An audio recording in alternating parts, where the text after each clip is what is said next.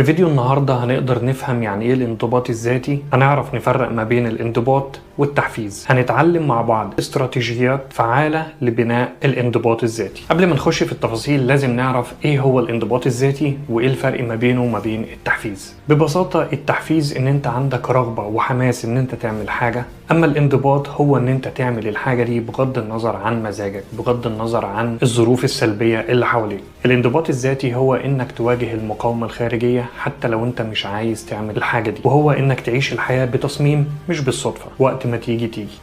مش كل حاجة بتبتدي بهدف، اوقات كتير التغيير بيجي من تغيير الهوية. هديك مثال بسيط، في اتنين بيحاولوا يبطلوا تدخين، واحد لما اتعزم عليه بسجارة بيقول انا بحاول ابطل تدخين، واحد لما اتعزم عليه بسجارة قال انا مش مدخن. واحد بيقول انا بحاول ابتدي العب رياضة، واحد بيقول انا بقيت رياضي. الفكرة هنا ان انت تبرمج دماغك ان هو يشوفك ويشوف نفسه في الهوية الجديدة.